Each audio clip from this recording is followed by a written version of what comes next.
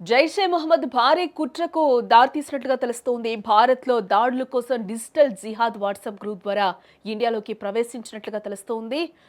జైషే మహమ్మద్కి మద్దతుగా వాట్సాప్ ఛానళ్లు కూడా ప్రారంభమయ్యాయి. కొన్ని నెలల్లోనే 13,000 మంది భారతీయులు అందులో చేరినట్లుగా కూడా తెలుస్తోంది. వారికి ఉగ్రవాదాన్ని నూరుపోస్తున్నట్లుగా జైషే మహమ్మద్ తెలుస్తోంది.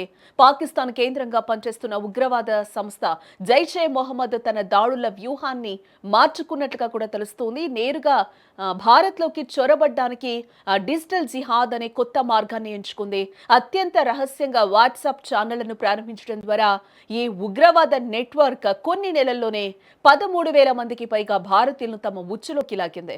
ఈ ఛానళ్ల ద్వారా యువతను లక్ష్యంగా చేసుకుని నిరంతరంగా ఉగ్రవాద భావజాలాన్ని నూరిపోస్తూ దేశ అంతర్గత భద్రతకు పెనుముప్పుగా మారే భారీ కుట్రకు జైషే మహమ్మద్ తెరలేపింది. దాని ఫలితమే ఇటీవల జరిగిన ఢిల్లీ దాడి.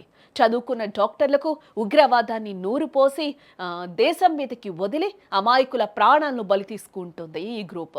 గతాన్ని పరిశీలిస్తే జైషే మహమ్మద్ అధినేత మసూద్ అజార్ మొబైల్ ఫోన్లో ఇంటర్నెట్ వాడకాన్ని పెద్దగా వాడేవారు కాదు. కానీ 2024లో జరిగిన ఆపరేషన్ సింధూర్ ద్వారా జైషే మహమ్మద్ స్థావరాలకు తీవ్ర నష్టం వాటిల్లిన తరువాత సంస్థ తన వ్యూహాన్ని మార్చుకుని వాట్సాప్ను ఒక కొత్త డిజిటల్ ఆయుధంగా ఉపయోగించడం ప్రారంభించింది. జైషే మహమ్మద్ మరియు దానికి అనుబంధంగా ఉన్న సంస్థలు మర్కాజ్ సైద్నా తమీమ్ దరీ వంటి బహిరంగ వాట్సాప్ ఛానళ్లు ప్రారంభించాయి. కేవలం కొన్ని నెలల్లోనే 13,000 కంటే ఎక్కువ మంది భారతీయ వినియోగదారులు ఈ ఛానళ్లను అనుసరించడం ఆందోళనకు గురిచేసే విషయం.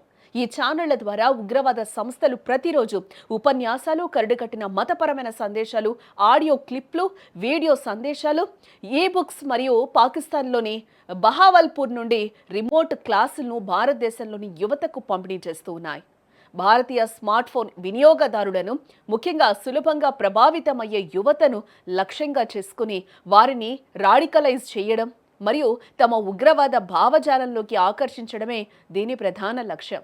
ఈ డిజిటల్ ప్రచారం భారతీయ భద్రతా సంస్థలకు, జర్నలిస్టులకు కూడా ముప్పుగా పరిణమించిందని నివేదికలు సూచిస్తూ ఉన్నాయి.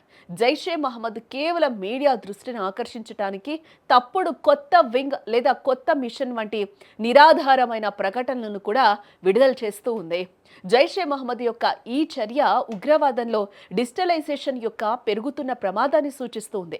సోషల్ మీడియా ప్లాట్ఫామ్లు, ముఖ్యంగా వాట్సాప్ ఛానళ్ల వంటి వాటిని ఉపయోగించి ఉగ్రవాద సంస్థలు నేరుగా సాధారణ ప్రజలను లక్ష్యంగా చేసుకుని దేశంలో అంతర్గత భద్రతకు కొత్త సవాళ్లను విసురుతున్నాయి. ఈ డిజిటల్ నెట్వర్క్లను పర్యవేక్షించడం మరియు అడ్డుకోవడం భద్రతా సంస్థలకు అత్యంత అవసరం.